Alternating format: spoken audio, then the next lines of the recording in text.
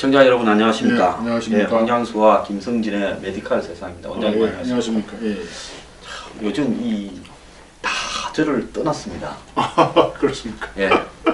황 소장이 탄핵이나 박 전 대통령에 대해서 좀 비판적이었다.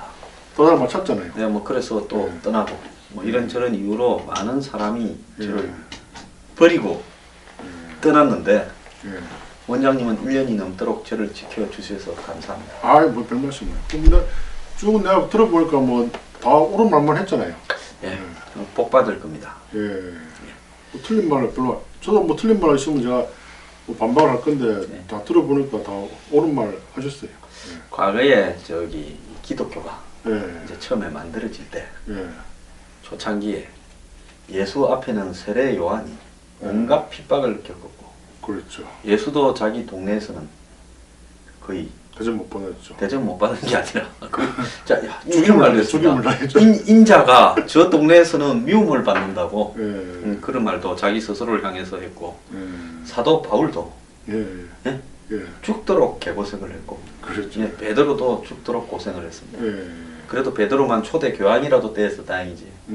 그래서 이 진리를 설파하는 길은 정말 멀고도 험하다.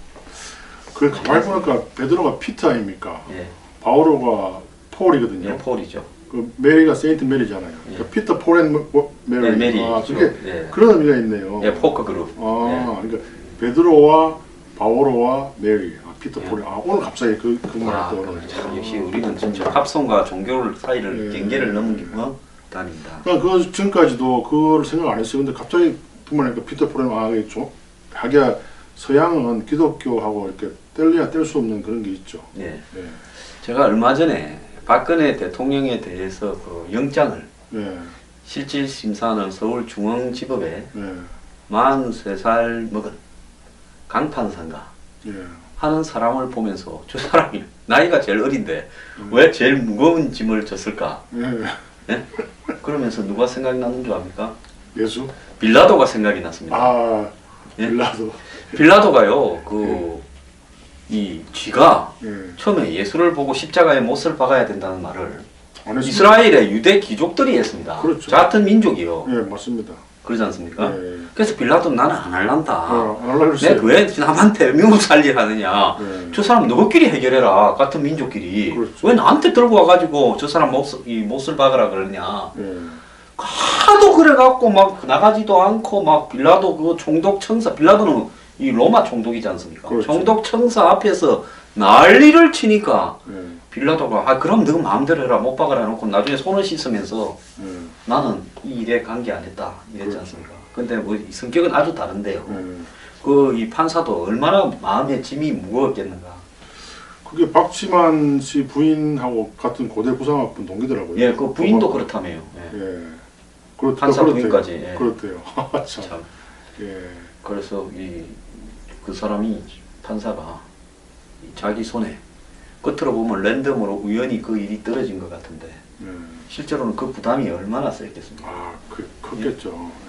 그것도 역사에도 기록이 되거든요. 어느 서울지방법원 영장 담당 판사 누가 박 전 대통령을 구속시켰다.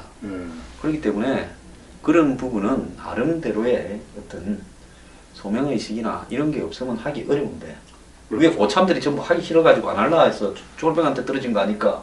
사실 이런 생각도 듭니다. 그 지법 판사의 권한이 있죠. 자기가 부구속 시키면 부구속 하는 거잖아요. 굉장히 부담이 많았겠네요. 굉장히 부담이 많았죠. 어쨌거나 이런저런 과정을 거쳐서 역사가 조금씩 발전해 가는 과정이고 거기에는 희생당하는 사람이든 총대를 매는 사람이든 욕을 먹는 사람이든 있어서 그런 거 아닌가 이런 생각을 합니다. 그렇습니다. 자, 박 전 대통령이 지금 구치소에서 이제 생활을 하고 있잖아요. 그렇죠. 수임번호가 503호? 503이라고 하더라고요. 옆에 방 2개는 비었다 하더라고요. 그래서 그 여성, 서울 구치소 안에 이제 남성, 여성 이렇게 나눠지는데 옆에 방 2개는 비우고 외국인 중에서 이제 한국에서 죄를 지어서 가다 놓는데 그는 아무래도 이 미국식 수준의 이런 방을 제공한 그 방을 수리를 해서 박 대통령이 들어가 있다 이러고 이제 CCTV는 달지 않는다 이렇게 이야기를 하고 최순실이가 남부구치소로 이감이 된답니다. 최순실이는 만세 불렀겠어요. 뭐 왜요? 왜 만세를 부르죠? 아니 지금도 저는 최순실이 박 전 대통령과 변호사를 통해서나 이런 어떤 법적 대응 전략이나 이런데 이제 공조를 할 거라고 보고 있습니다. 그런 말이 거의 같았잖아요. 그렇죠.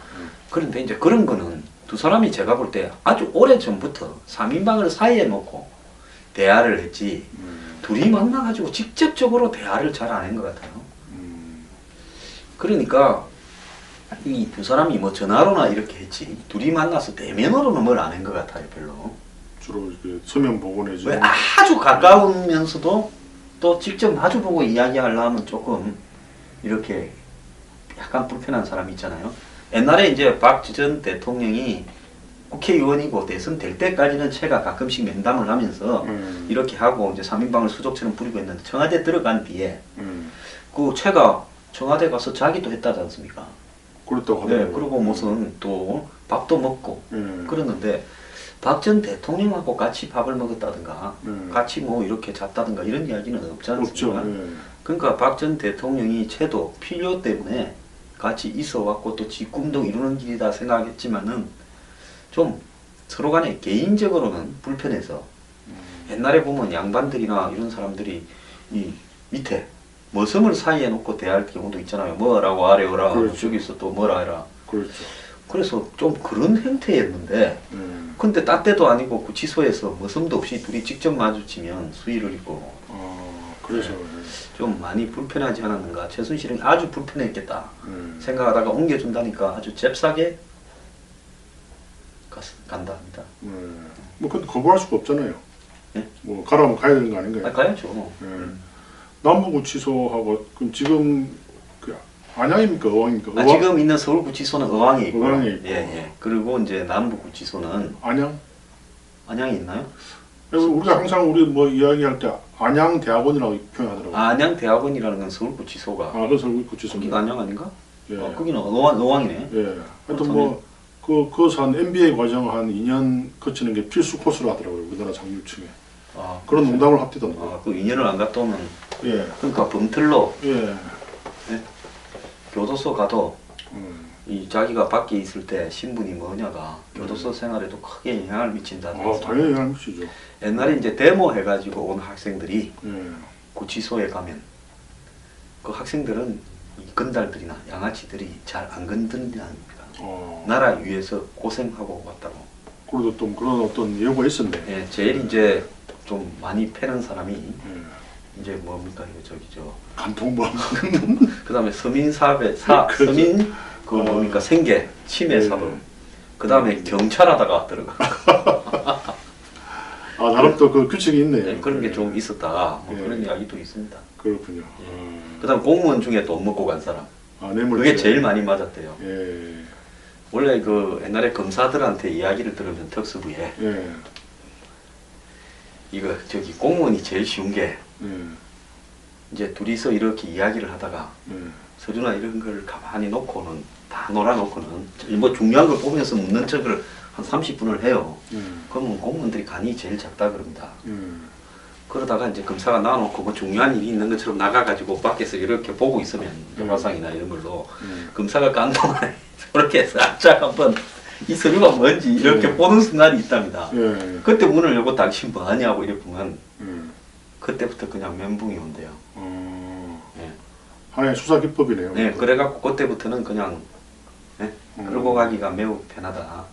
그래서 제일 빨리 부는 속도가 공문이 제일 빠르다. 이렇게 이야기를 합니다. 그렇군요. 그게 제가 그 한 30대 때 한번 뭐 억울한 일을 한번 당해가지고요. 갔다 오셨어요? 아니 갔다 온 게 아니고 전혀 제가 아닌데 이제 그 제가 이제 한번 이야기를 했는데 박사학위에 따라갔는데 이제 그 밑에 다른 과 조사받은 이야기. 조사받은 이야기. 갔다 온 거 아닌 조사받은 이야기 정도는 저는 밤을 새서도 합니다.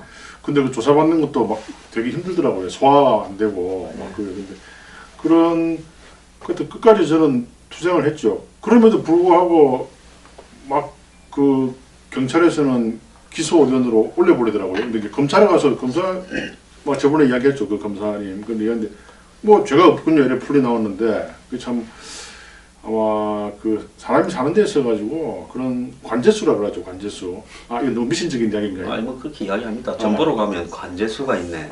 또 이러면 구슬해야 되겠는데. 예, 또 뭐 그럼 취소 금방 그건 하여튼 뭐 이 법적인 일에는 휘말리지 않는 게 제일 좋아요. 아 정말 그 가만히 보니까 이 우리나라 대통령의 반 이상에다 감옥 갔고요. 이렇게 하는 수사 기법도 있습니다. 예. 이렇게 이제 같이 다니는 비서나 기사나 이런 사람이 잘 알잖아요. 예. 그러면 당사자를 불러가 예. 물으면서 예. 수사관을 시켜가 예. 동시에 이쪽에서 뭐라 하는가를 보고 예.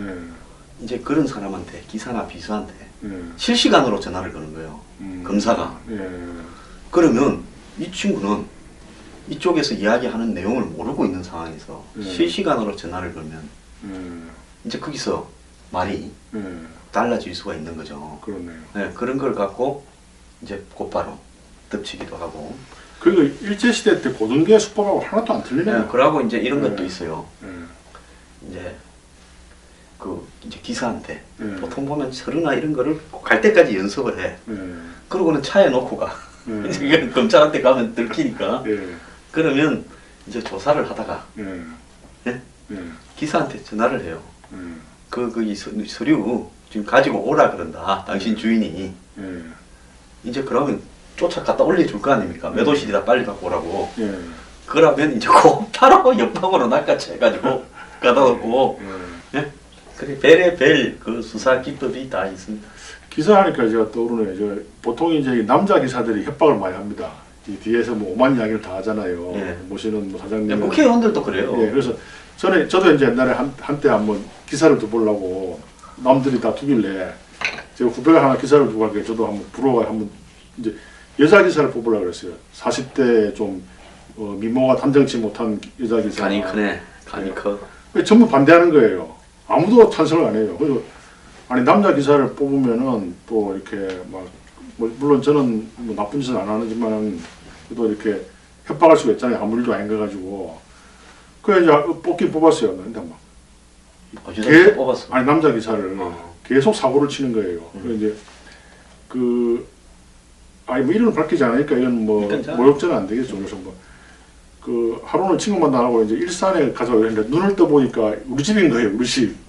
그래서 일산에 있는 친구가 어떤 친구인지 모르겠지만 아래 저 공무원 하나 친구 있어요. 그래 그냥 중요한 모임인데 뭐 김유신 장군도 아니고 집으로 가버릴까? 예, 집으로 가고 바로 가버렸네 그냥. 예. 그래서 참 김유신 장군 같으면 칼로 목을 젖지 말아 목을 칠 수는 없고 그래 그분이 3박 4일 근무했는데요. 사고를 한 10번 쳤어요. 10번. 좀 과장했어. 조심해야 되겠더라고요. 저는 옛날에 좀 먼 길로 다녔기 때문에 경찰 때 예. 카니발을 탔는데 제가 운전면허가 없지 않습니까? 기사 그래서 본의 아니게 이제 그렇게 했는데 예. 어느 날 중요한 사람 만난다고 예. 특검 호텔 앞에서 예. 문을 갖다가 예. 쫙 열고 내리는데 문짝이 통째로 떨어져 버리는 거야. 나 차 문짝이 통째로 떨어져 버리는 거는 예? 혹시 기아 기아차 그것도 뭐 와, 그 호텔 앞에서 차 문짝이 떨어지는 데서 이렇게 내리는데 전부 다 쳐다보지 않습니까? 그때 이제 생각한 게 이 쥐구멍이 어디 없나? 그래서 문짝을 뜯어다가 차에 넣고 그 실화입니까 실화? 실화고요. 또 하나 더 있어요. 이게 실화가 아니면 할 수 없는 이야기예요. 저기 서울에 약속이 있어서 사천 갔다가 무주로 애가 올라오는데 무주에 있는 거기 이제 이 휴게소에서 기름을 넣는데 그 차는 성합차는 디젤 차입니까? 가솔린 넣는데 그래가지고 한 5km는 갑디다. 밑에 이제 휘발유가 있어서 그런가? 안 넣어봤으니까 모를 건데 휘발유 차에 가솔린 넣거나 디젤 넣거나 디젤 차에 휘발유 넣으면 차가 좀 이따 꾹꾹 그럼 큰일 납니다. 썩어집니다. 그러니까 저녁에 차도 별로 안 다니는 고속도로 가운데 차가 써버렸어요. 와, 나 정말 그 추운데 죽어라고 다시 휴게소까지 걸어가지고 가는데 그 기사 그름을 아주 패 죽이고 싶었습니다. 다음부터 그 자리에 전화하면 됩니다. 핸드폰 없었어요. 예? 핸드폰 없었나요? 전화했는데 저녁이니까 예. 받는 거야. 예. 그러면서 뭔데요? 이래 놓으니까 이제 내가 또 성질이 급하지 않습니까? 예. 아니 뭔데요가 아니라 임마 당신들 임마 뭐 이런 놈들이 다 있어. 아, 보험회사에 전화해. 기절차 아니 저기 휴게소로 전화했지. 아, 그래서 전화하지 말고 보험회사에 전화하면은 긴급으로 이렇게 기름 넣어줍니다. 근데 거기 아니 기름을 넣으면 뭡니까? 엔진이 나간다. 아, 맞아. 엔진 나가야 안 내 말을 되겠네. 좀 안 들으셨구나. 아, 예. 실수했어요. 예. 그래갖고 또 싸웠어요. 예. 그래가 도리가 없다. 저기 가야 저놈들한테 뭐 어떻게 해결이 된다 해서 예. 끝까지 가는데 5km 그래. 화가 나서 너 빨리 가 하고 내가 빨리 가. 그랬더만은 솔솔 걸어가는데 와 사람이 그렇게 미운 적이 없었어요. 보통 그러면은 주유소에서 차를 내주는데 그냥 지금 가서 이제 뭐 사연이 많았는데 근데 그 많은 사연은 축소를 하겠습니다. 네, 그래서 그런 일이 있었습니다. 조심해야 됩니다. 지난주에 이 포르쉐 차가 박스트라고 했는데 예, 박스트. 그럼이 또 하필 또 박스트가 생각이 안 났어요. 예. 예? 콜벳도 생각이 났는데 예. 뭐 그래 바로 우리가 또 방송 마치 찾아봤는데 박스트 그게 참 기억 안 나더라고요. 네. 아무튼 차 조심해야 돼. 저는 항상 이 운전을 할 때 앞차하고 한 30m 거리를 두거든요. 고속도로 탈 때는. 그것 때문에 제가 살았잖아요. 그 앞에 그 SUV 차 가는데 그게 왼쪽 바퀴가 빠져가지고 저한테 막 굴러오는 거예요. 그래서 그 차가 싹 피했는데 이 차가 쑥 하더만은 저 가세에 처박히던데 만약에 뒤에서 차가 왔었으면 그 사람 바로 죽었죠. 네. 그래 이제 제 친구가 그가 똑같은 SUV 차를 타고 있었거든요. 그래서 바로 전화해가지고 너 빨리 그 차 팔아라 했는데 안 팔더라고요. 2개월 뒤에 그 친구 차도 바퀴가 똑같이 빠져가지고 차 폐차했어요. 이름 밝힐 수는 없지만. 눈길에 차 돌아간 적이 있어요. 눈길에 일부러는 한번 돌게 해봤죠. 이제 그때 충청도 갔을 때인데 저 한 30대 때 눈이 왔길래 차가 없길래 한번 브레이크 잡아보니까 싹 돌아가대요. 뭐 재밌던데요. 왜? 이 골프 치러 가는데 11월 달인 말인데 눈이 많이 왔어요. 그때가 이제 이 누구야 이 황 교수 저기 복제하는 황우석 교수. 예, 황 교수 그 이제 MBC PD 스터디 때 그럴 때 예, 한참 예. 그 이야기해서 하면서 이제 옆에 탄 사람하고 쭉 가는데 눈이 쫙 이렇게 갑자기 폭설이 오니까 앞에 차들이 속도를 줄이는데 이 미처 이렇게 안전거리를 확보 못해가고 하나가 박았어요. 그러니까 축축 이걸 받는 게 보이니까 저 앞이니까 저거 지금 이제 밟으면 우리는 여유 있게 빠져나가겠다 했는데 야 거기 잘 이렇게 제어가 안 되더만요. 쭉 밀려가더만요. 밀려갑니다. 예, 그래서 저이 앞에 트럭이 쭉 철근을 싣고 앞에 있더라고. 거기 박았으면 뒤에까지 딱 꼽히죠. 옆이 딱 틀었는데 삥 이렇게 차가 가더만은 가드레일을 박았어요. 박더만은 또 뒤로 또 꽝 오대 밀려갔고요. 그다음 이쪽에 가드레일을 또 그러니까 차가 이 가운데서 한 2번 왔다 갔다 했어요. 그랬는데 사고 많이 나겠네. 예, 다친 적은 없었습니다. 그런데 이제 그럴 때 띡 이렇게 빙그러 돌 때 생각이 뭔가 하면 이러다가 죽는구나 하는 생각은 듭니다. 그래서 이게 이제 좀 한가할 때 그러니까 눈이 올 때 이제 차가 안 다니는 길에서 연습을 좀 해야 됩니다. 제가 그래서 일부러 이제 그때 브레이크를 밟았는데 속도를 한 30km 내도 확 돌아갑니다. 그 외제차 낮은 거 뭐 벤츠 차라든지 문 저기 쿠페형으로 2개밖에 없는 거 양쪽에 땅에 바짝 붙어갖고 멋있어 보이는 로더스트 같은 것들 있지 않습니까? 스포츠카 같은 것들은 그건 눈길에 아주 지약이라며요. 지약이죠.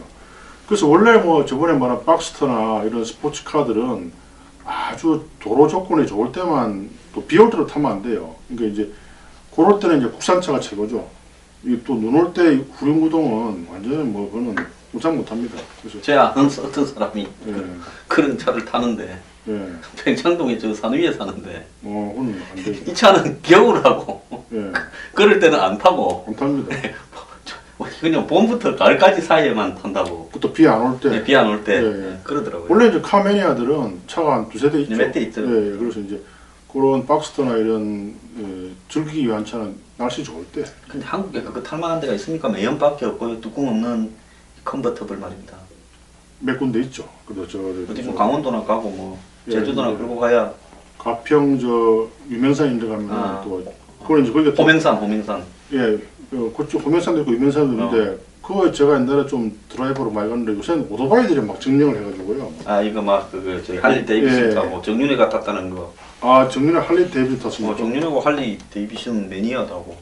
그래서 오토바이를 타고 중국집에 와서 유진이 이모부라 하고 맡겼는데 그때만 해도 내가 그 말이 뭔 말인가 못 알아들었어요. 그쪽에 뭐라고 그럽니까 발레 하는 발레 애들이 뭐 그런더라 하는 이야기가 있었어요. 그 정윤회가 왜 유진이 이모부로 맡겨? 말도 안 되는 소리 아버지 하지 마. 아닐까요? 유진이가 누굽니까? 장시호 아닙니까? 장시호가 이름 바꾸기 전에 장유진이잖아요. 그럼 장유진의 장시호의 이모부 맞잖아요. 맞네요. 근데 얼마 전에 스포트라이트인가 보니까 깜짝 놀랐어요.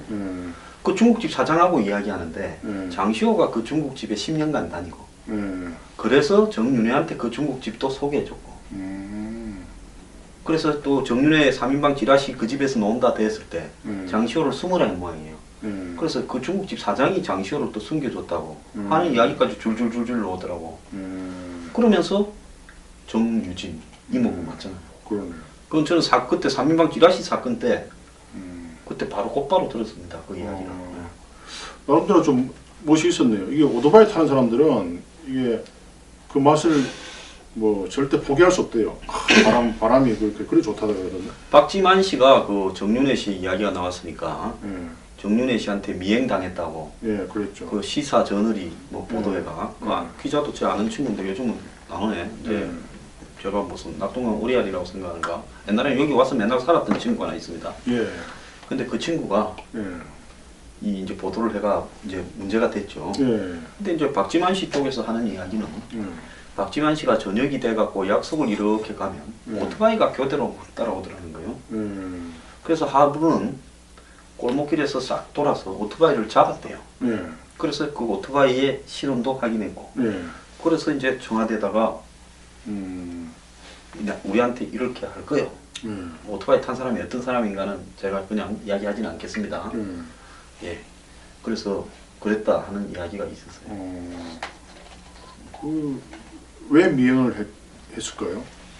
최순실이 이제 저기 누굽니까 서양이가 사람이 많이 몰리니까 이렇게 고문을 많이 맞고 다닌다. 그래서 서양이도 이렇게 문제를 지적하고 또 박지만이도 문제 지적하고 뭐 거기 신동욱 총재나 박근혜 형은 굳이 문제를 지적하지 않더라도 가까이 못 갈 거고 못 간 거죠. 예. 또 신 총재 이 방송을 보고 저한테 화가 나서 전화를 하지 말고 그거는 개인적으로 아세요? 잘 알죠. 그 신 총재에 대해서는 뭐 이 오총각 뭐 사건이라든지 이런 유경재단 뭐 중국에 있었던 일 이런 게 있으니까 가까이 하지 않는다 이랬는데 오늘 그 신동욱 씨가 그 저기 면회를 갔대요. 구치소에요. 거부했을 것 같은데요. 그런데 책을 두 권 넣었는데 하나는 그 저기 자기가 찍은 거, 하나는 저기 박근영 씨가 찍은 건데 책이 하나는 신이 된 대통령인가 그리고 하나는 무슨 영혼 무슨 철학에 가는 책이에요. 영 재밌네요. 그러다 보니까 이 대목에서 대통령이 제왕적 대통령이라 가지고 무소불위로 하다가 게이트가 났다라는데 신이 된 대통령이고 또 박 대통령이 온 뭐 힘을 모아서 간절히 기도하면 우주가 무슨 도와준다 영혼이 맑다 최순실이 박 대통령이 그런 표현을 영혼을 썼는데 또 그런 제목이에요. 불란지에 부채질을 하는 거잖아요. 저는 신동욱 씨가 순수한 분이기 때문에 순수합니까? 순수하죠. 순수하니까 지금까지도 그 박 대통령이 출두하는 날 쳐다도 안 봐주는데 그 앞에서 또 가 있고 또 이 정권이 잘 되라고 나름 엄청 이야기를 저는 신동욱 씨를 어떻게 만났는가 하면 요즘은 거의 신동욱 총재라고 안 하면 또 전화 옵니다. 총재가 제가 저기 지난번에 MBN에 가서 신동욱 씨라고 한번 했어요. 가까우니까 또 총재라는 개념이 별로 없더라고. 한 명이 전화가 왔어요. 목소리를 쫙 가면서 황 선생님 되십니까? 예, 그렇습니다 하니까 저기 앞으로 우리 신동욱 총재님을 방송에서 언급할 때는 신동욱 총재라고 반드시 언급을 해주길 바랍니다. 그럼 총재라 이야기합시다. 총재니까. 그래서 총재니까 총재라 해야지. 공화당 총재죠. 공화당. 그것도 옛날에 박정희 대통령의 공화당인가 이름 같은. 요즘 그러고 보니까 리메이크가 영화에만 있는 게 아니라 정당 이름도 리메이크네요. 공화당. 또 지금 새누리당. 그죠?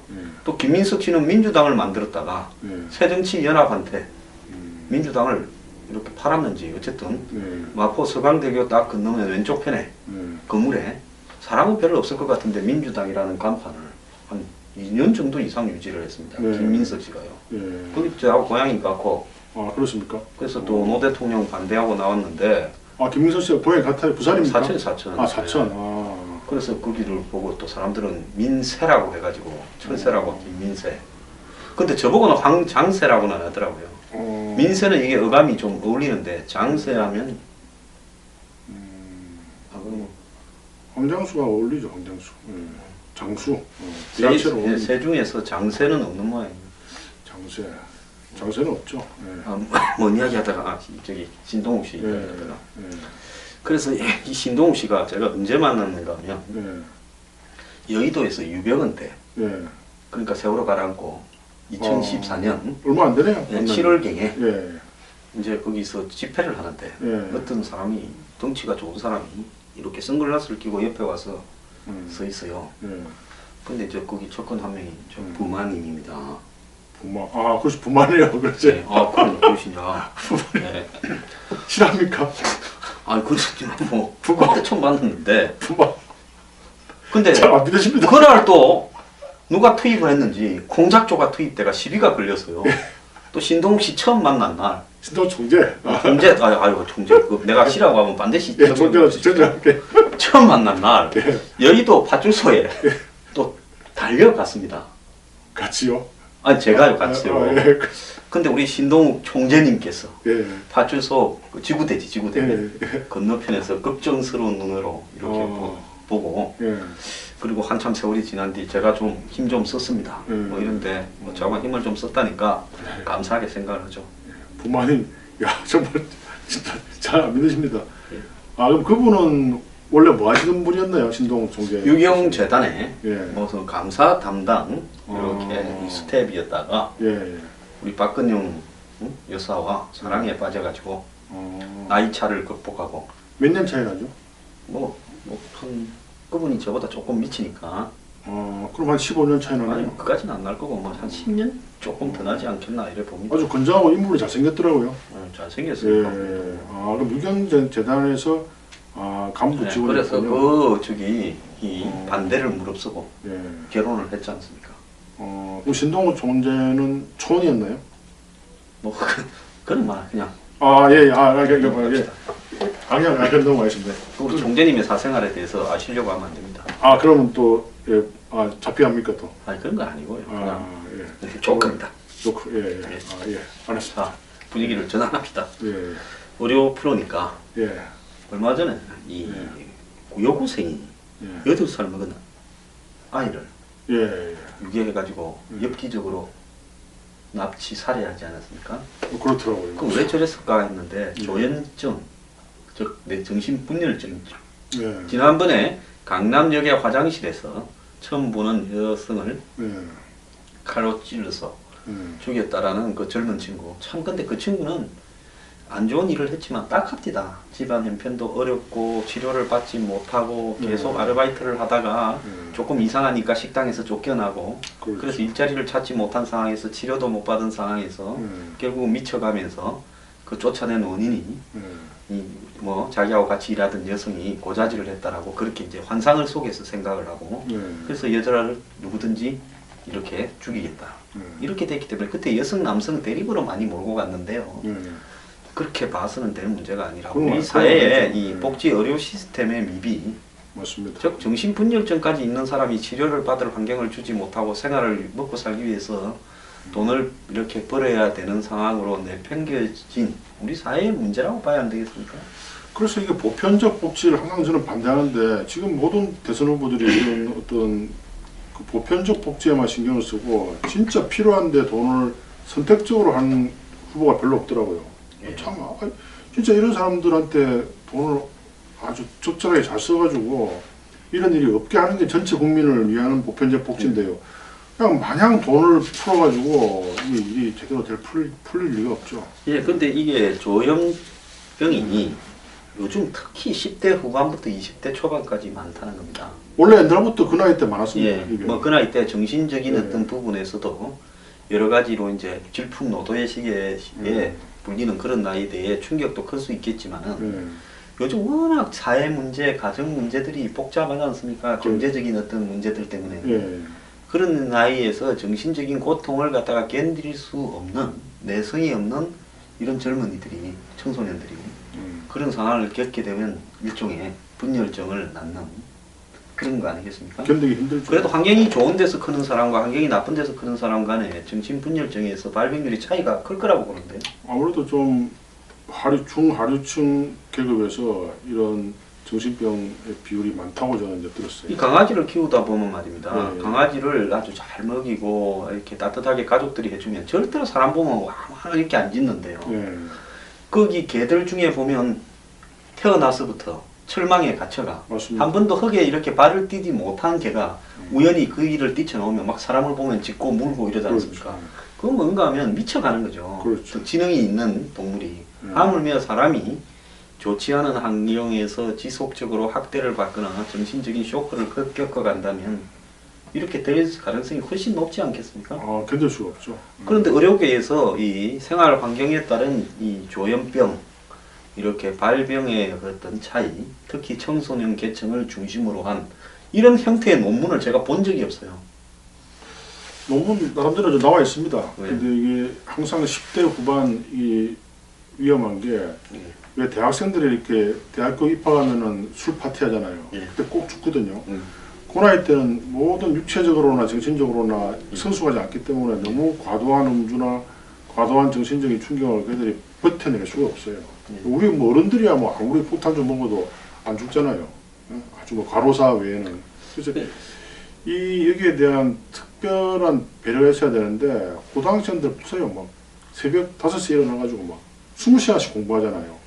난 지금 우리나라 10대 후반에 우리의 그 내일의 기둥에 될 학생들이 참 이런 환경에서 나 버티는 게 참 기특해요.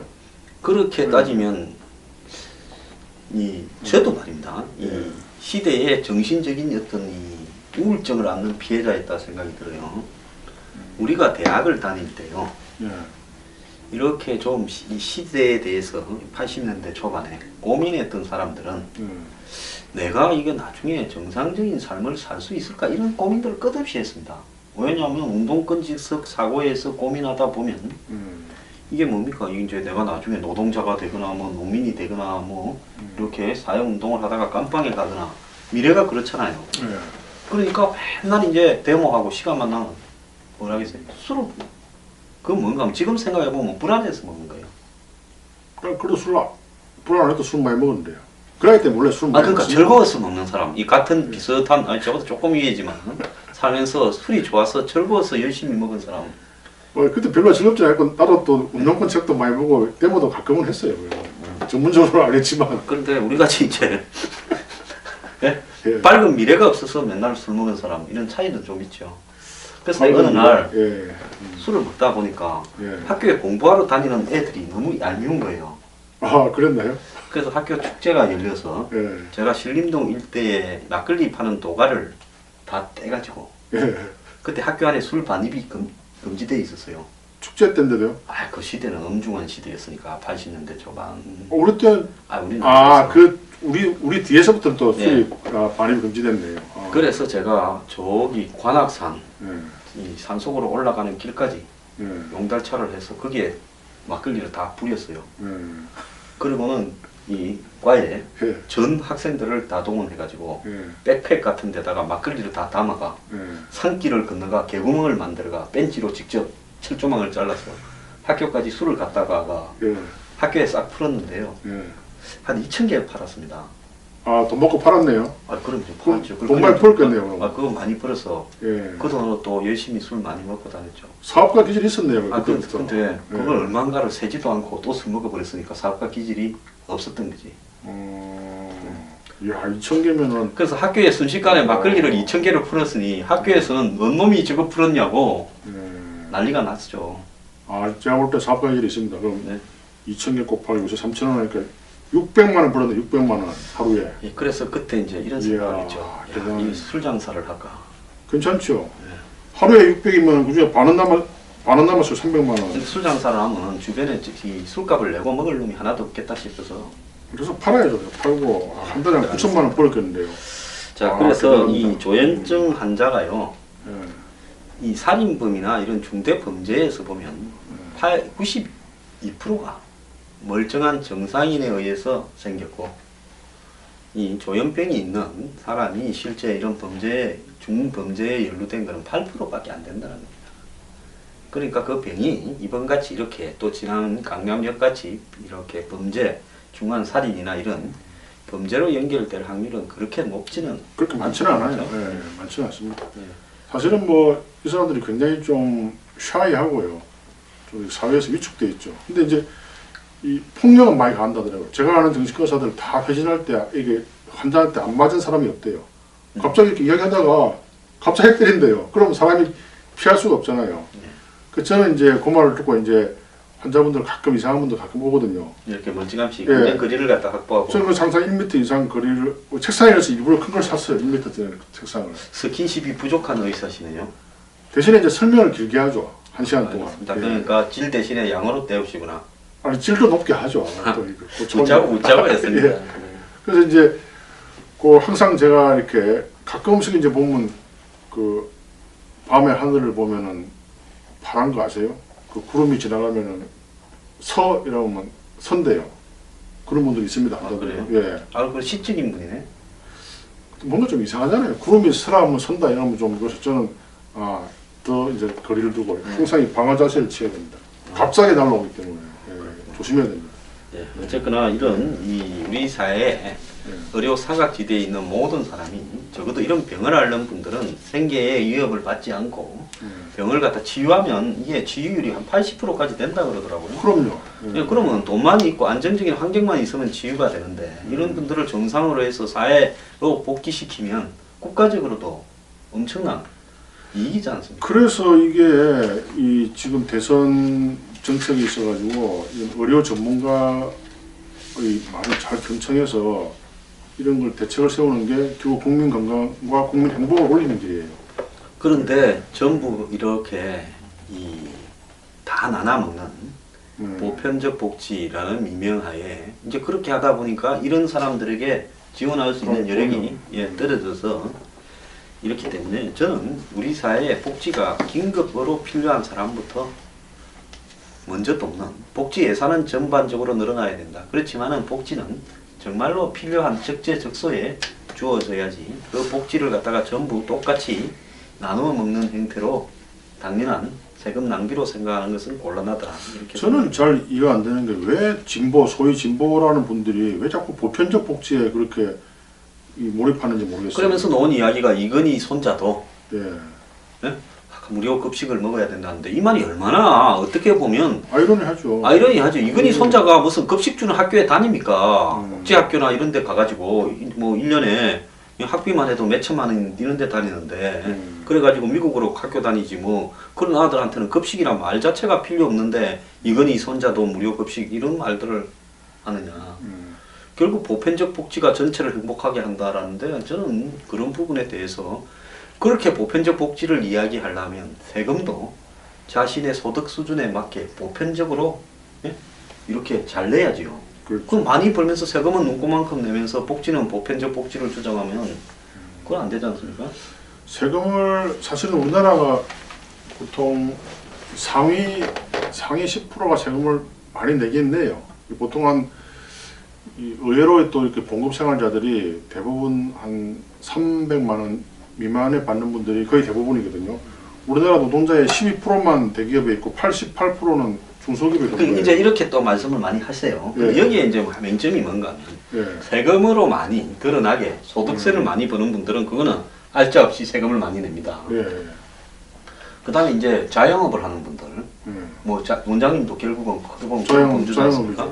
그럼 이런 분들은 요즘 대부분 다 카드로 하기 때문에 숨길 수가 없어요. 숨길 수가 없이 다 세금에 노출이 되고 많이 내요. 그 인정을 하는데 문제는 우리나라에 정말로 돈을 많이 버는 사람은 부동산으로 벌거나 또 각종 금융 자산으로 버는 부분에는 그렇게 그런 부분에서 많이 다 누락돼 있다는 거예요. 근데 금융자산도 기본적으로 25%인가의 세금을 떼고요. 이게 연 2천만 원 이상의 소득 그 금융소득이 있으면 그게 다 합산됩니다. 아, 그래 합산돼서 종합도 소득세로 네. 이렇게 과세가 되는데. 그러니까 대부분 이게 중산층, 중상류층들은 세금을 피할 수가 없어요. 근데 진짜 재벌들은 방법이 많죠. 아니요. 그리고 네. 이 우리나라의 자산 소득가들 부동산이나 네. 또 자산을 많이 굴리는 사람들은 뭐 네. 금을 사고 뭐 가가지고 무슨 소득이 노출되는 이런 네. 부분이 아닌 영역에서 자금을 운용해서 많이 버는 사람도 많죠. 그 사람들은 이 세무 전문가들을 고용하잖아요. 네. 그러니까 아주 합법적으로 절차할 수 있는데 보통의 뭐 웬만큼 버는 사람들은 피할 수가 없습니다. 야, 그리고 보통 사람들은 다 노출이 돼 예, 있죠. 예, 자, 그다음에 이제 루게릭병이라고 예, 예, 아시죠? 알죠. 그 만화 영화 그 스폰지밥이라고 예, 그걸 갖다가 이제 만드는 이 스티븐 힐런버그라는 사람이 루게릭병을 갖다가 앓고 있다고 고백을 했어요. 예, 원래 루게릭병이 그 야구 선수 그렇죠. 루게릭 이름을 딴 거 아닙니까? 그렇죠, 그렇죠. 자, 그 루게릭병이 어떤 병입니까? 이게 이제 뇌하고 이렇게 척수를 연결하는 그쪽에 특정한 부위에 그 이제 파괴되는 거죠. 그래서 점점점 그 유명한 스티븐 호킹도 그 루게릭병으로 제가 알고 있는데 이게 이제 원래 원어는 아마이오트로픽 라테랄 스클레로시스 이런 뜻이에요. 그러니까 이 척추의 이 외측, 양측 외측에 있는 부분이 경화되는 거죠. 이 원래 이 조직은 부드러워야 되잖아요. 그 스클레로시스가 딱딱해진다는 말인데 딱딱해져서 기능을 잃어버리고 나중에 이제 숨쉬는 기능까지 점점 올라옵니다. 마비가. 진짜 요 스티븐 호킹은 이제 요까지만 남아요. 제가 겨우 숨만 쉬고 눈만 깜빡깜빡하는 거죠. 말도 못 하고요. 그래서 이러고 구멍 뚫어가 숨 쉬는데 근데 참 스티븐 호킹이 그 두뇌 활동을 계속 유지해서 그렇게 생명을 오랫동안 유지하는 것 같아요. 그렇죠. 머리는 뭐 거의 천재적으로 쓰는데 표현을 잘 못하고 몸 가동이 안. 근데 그분도 보니까 여성 또 필력이 또 좀 있대요. 근데 그분은 어떻게 여성하고 접촉을 합니까? 글쎄요, 뭐 잘 모르겠는데. 의사인데 모르십니까? 그게 루게릭 병을 앓는 상태에서 다시 이혼하고 재혼을 했죠. 네. 그 자기 돌보는. 그 돌보는 무슨 간호사 같은 사람하고. 근데 여자분들은 남자의 외모나 그런 것보다는 남자의 지적 능력과 뭐 목소리, 재력, 능력을 많이 보죠. 그 스티븐 호킹 박사의 지적인 매력에 넘어간 거죠. 일본에도 보면 오체 불만족이라 해서 팔 다리가 다 없어 책을 써가지고 인간 승리로 유명해진 분이 그것도 또 바람을 피워가지고 근데 그게 또 어떻게 참. 근데 그게 이제 바람을 핀다기보다 여자들이 매력을 느껴가지고 이제 사랑을 한 거죠. 사랑을. 예. 우리 남자들이 아무리 여자들한테 접근을 하려 해도 여자들이 마음에 안 들면은 여자들이 마음을 열지 않습니다. 그러니까 그만큼 매력이 스티븐 있는 호킹이나 오체 불만족 그 당사자도 매력이 있는 거죠. 있는 거. 그럼요. 그 매력이 있어야 되네. 근데 우리 남자들은 이제 여자를 볼 때 보통 이 여자 루게릭병 환자나 여자 오체 불만족 환자한테 남자가 사귀는 경우는 없잖아요. 그렇죠. 그 사람이 남성 폭력을 가지고 있다 뭐 이런 거는 본 적이 없네요. 본 적이 없죠. 우리 남자들은 외모를 중시하지만 여인들은 남자의 능력을 보는 거죠. 지적 능력이나 뭐 다른 여자가 좀 낫네. 훨씬 낫죠. 제가 그래서 여자 기사를 용모가 단정치 못한 여자 기사를 채용하려고 그랬잖아요. 용어가 단정하면 또 뭐 안 됩니까? 단정하면 스캔들이 일어나니까 안 되죠. 내가 참으면 되지 그 뭐. 여하튼 저 남들 보기 그러니까는 단정치 못한 여성 기사를 골랐더니 너무 주위에 반대가 많아가지고.